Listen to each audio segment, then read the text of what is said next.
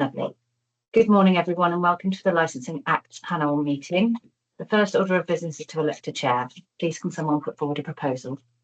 I'll propose Councillor Batstone. Thank you. That's lovely. All in favour, please raise your hands. Wonderful. Hand over to you, Councillor Batstone. Good morning and welcome to this meeting of the Licensing Act panel. I'm Councillor Ron Batstone and I'm the chair of the panel. Councillors Diana Lugova and Val Shaw are also joining me on the panel. Few statements to make. Please can everyone ensure that their mobile phones and other devices are switched to silent during the meeting. In the event of a fire, I think we all know what to do. If you have a question to ask in the meeting, you should raise your hand to ask. Alert me, please do not speak when you're invited to, and please do not deflect on speakers. Are there any other questions at this stage? Yes, Chair. Just to let you know, that panel know the applicant and their representative won't be attending the hearing today. Right, thank you. Procedure for this meeting was included in the agenda pack. I ask that everybody has understood the procedure that we followed. Or does anyone have any questions? I'll begin this item and invite the licensing officer to present their report. Right, thank you, Chair. This is an unusual one for us. I don't believe that we've done one of these types of requests in the last 10 years or so. So this is for you to consider an application to vary the designated premises supervisor for a premises licence at the Londis shop, 60 Vineyard in Abingdon, which is just up the road here. So under the Licensing Act 2003, any holder of a premises licence that wishes to sell alcohol, there needs to be a designated premises supervisor in place who must be a personal licence holder. As outlined in paragraph 3.3 on the 28th of August, we received an application from the licence holder for that address, which is a company called Londis Marciano Limited. Their proposed new DPS is a person called Mohammed Sarfraz Nazir. He is the sole director of that company. And at Appendix A, you will see two forms. Firstly, the application to change the designated premises supervisor with immediate effect, and secondly, the form which is also required, the consent of Mr. Mohammed Sarfraz Nazir to be the designated premises supervisor. So both of those forms have been completed correctly.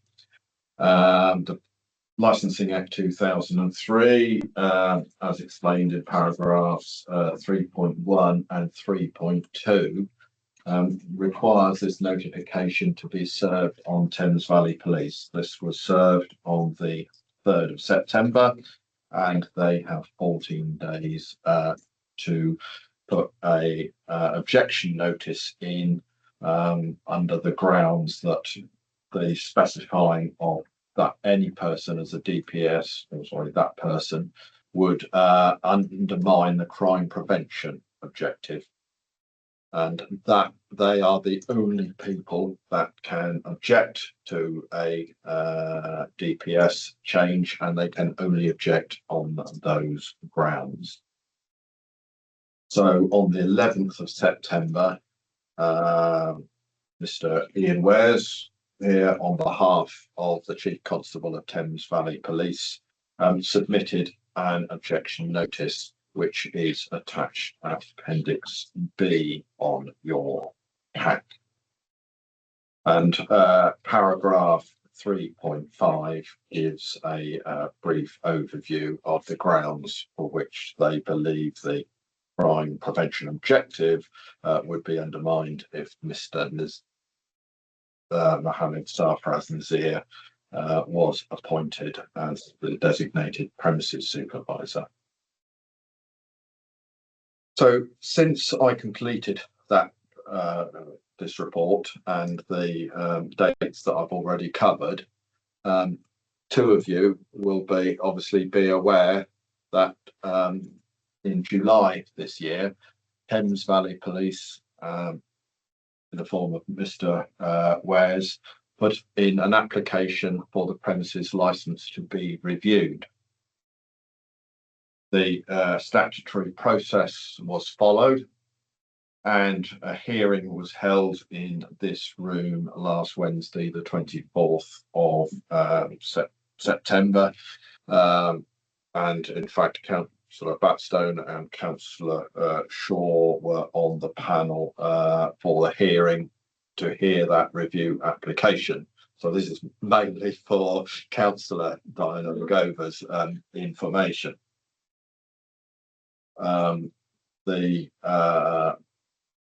licence holder in the form of the director of Londis Marciano Limited, Mr. Mohammed Sarfraz Nazir, again did attend that hearing with his legal representative, and the decision on the panel that day was to revoke the premises licence. Have you seen a copy of the decision notice for that hearing? Actually, no, I haven't. I have a copy here if you wish to consider it. It has been served on the applicant for this purpose. Although the licence has been revoked, the decision notice was published this Wednesday, i.e. 2 days ago, and the Licensing Act 2003 gives the applicant 21 days to decide if they wish to appeal the panel's decision at the Magistrates' Court. So at the moment, we are still within the 21 days, and so the licence is still valid. Mr. Mohammed Sarfraz Nazir is the DPS, and so this hearing needs to go ahead. So therefore, once you've heard from Mr. Wares, I'm asking you to make a decision as to whether you think Mr. Nazir is an appropriate person to be a designated premises supervisor for the Londis premises, or whether to refuse the application. If you refuse the application, the previous designated premises supervisor reverts to him, who was the brother of Mr. Mohammed Sarfraz Nazir and Mr. Mohammed Isra Nazir. And that happens immediately, does it? Yes. So, I mean, we have Revoke the license.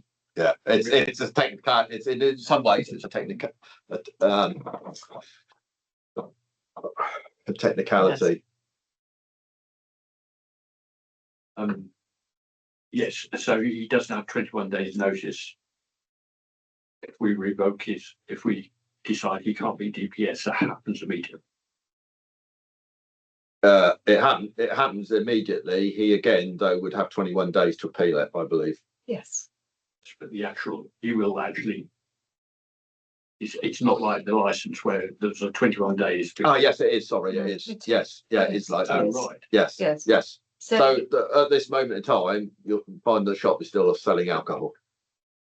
that's in relation to the premises licence, but in relation to the DPS, equally, he is currently the DPS because he was DPS Yes, right. on the moment. And if he then appeals this, he will have that appeal period.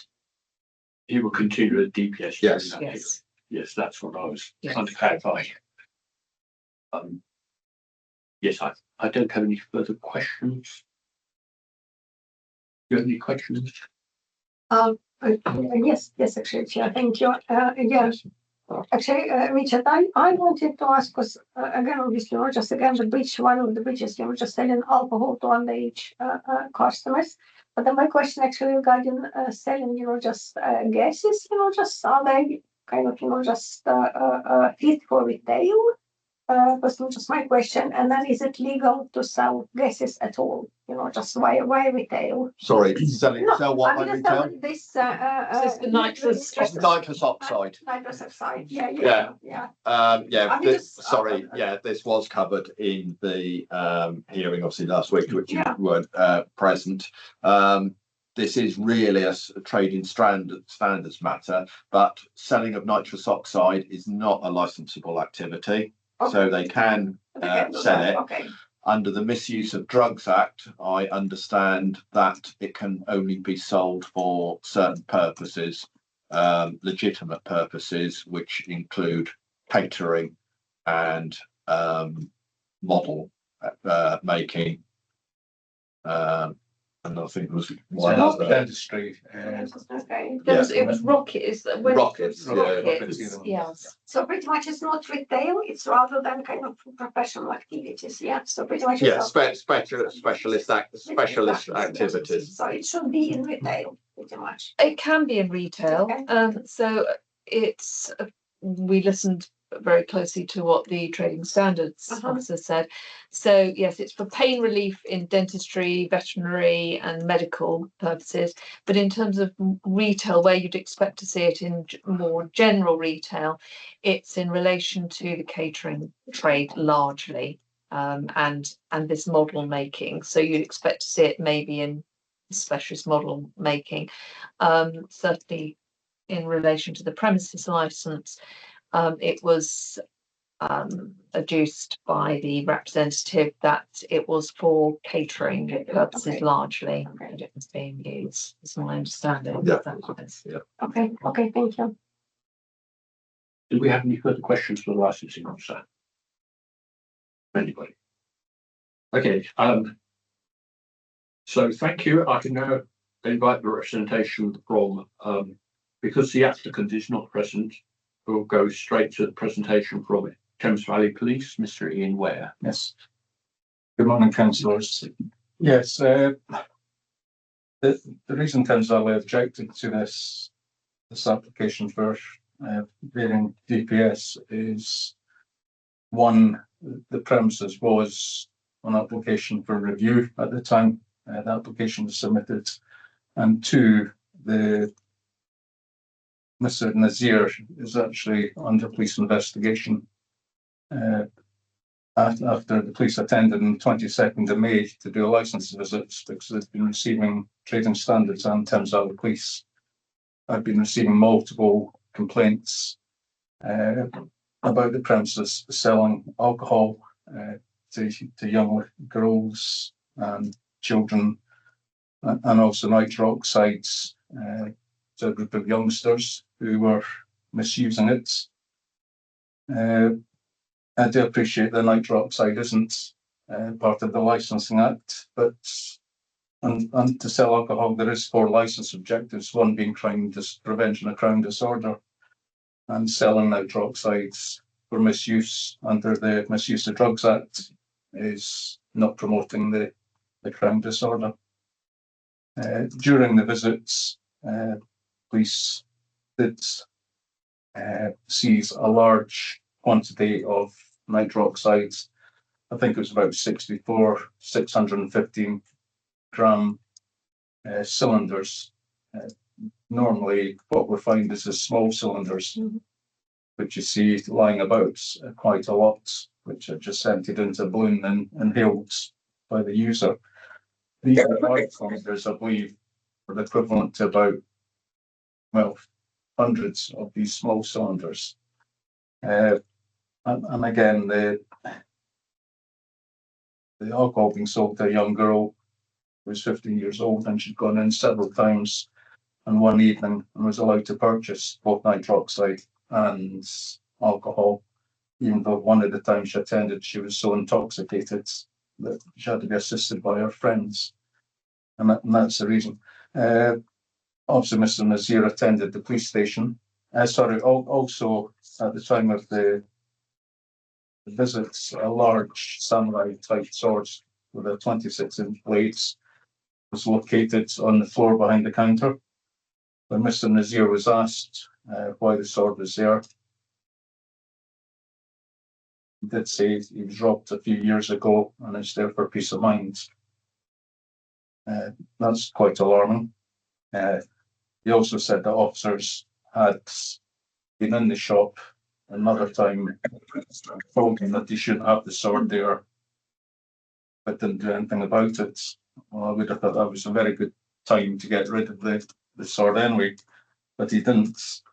Anyway, he's been interviewed at Abingdon Police Station by the officer in the case, and the investigation is still ongoing, but the papers have been sent to the CPS, or the people who make the decision to charge. We're awaiting that decision. I don't know how long that's going to take, but we do have concerns that with the history of the premises and the fact that Mr. Nazir had a big part to play in the premises, although he wasn't the DPS at the time. We do have concerns that the license objectives could be undermined. Thank you for that. Yes, one question that arises. The trading name of the company changed recently, and we believe the police didn't object to that. That application came through to me, and we did look at it as to whether we should object to the transfer of the license to this new business. But it was becoming very, very confusing at the time, because there's 4 brothers and they're all called Mohammed Nazir, although they do have different middle names. But we didn't know who was who. I did look at Company House and saw that Mr. Sabraz was the managing director of the company, and we just thought it would cause more complications to object to it when it's a family business, and the license should be. It didn't really make any difference whether it went to his name or not. It's all one big family business, and that's the reason the police didn't object to that. Are you questioning the current DPS? Well, Mr. Azra, Yes. yes. What can I say? I've never met the gentleman. I don't know if he still is the DPS. Well, he is officially is, because he's still on the license. But he's never been about when visits have been carried out. He's actually, if I can just clarify that, he's not, because He's not. because Mr. Mohammed Safraz, the current applicant, became the DPS upon submitting that All right. application. So, of course he did. Of course he did. Yes. Yeah. Yes, I suppose my question then is the previous DPS under investigation? No. The reason Mr. Sabras was invited into the police station was because it appeared that he was in overall charge of the premises and what was happening in it, and has been for a few years. Despite the fact he wasn't the DPS. Yes. Yeah. Okay, thank you for that. Do you have any questions? Official? No, but you can confirm that Safraz Nazir holds a personal. Yes, you've got to hold a personal license to be a DPS. Yeah, he holds a personal license with Oxford City Council. That's what we go. Do you have any further questions? I don't think I have any further questions. So does anybody have any further questions for? Councillor Lagogo won't know this, and I'll remind you that during the previous hearing, Mr. Sarfraz Nazir produced a document to say that he was in the shop in 2014, and in fact during the conversations he stated that he'd worked there for 3 days a week since 2011. Indeed.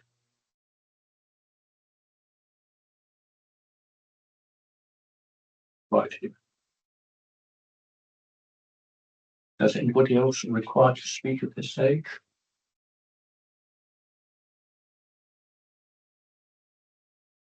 Inclusive of that, will conclude the presentation stage of this panel. I'll now move into final submission stage. The applicant isn't here, so can't make a concluding statement.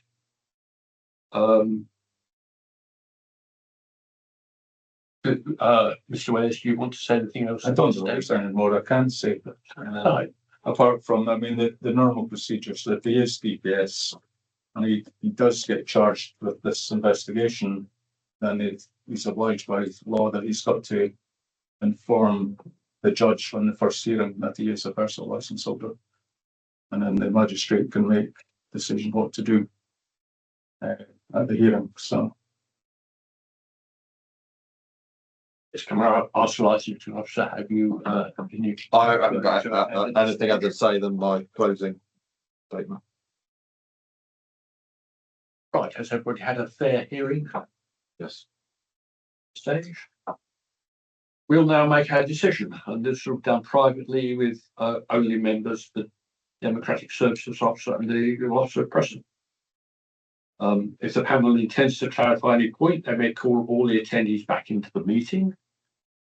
During the time, parties are asked to wait in the reception area, and they will be collected and brought to the room when the decision is ready to be delivered.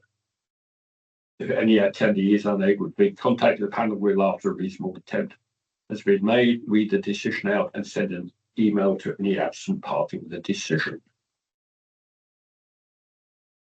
Thank you. Okay, thank you. That concludes this part of the meeting. Stop recording.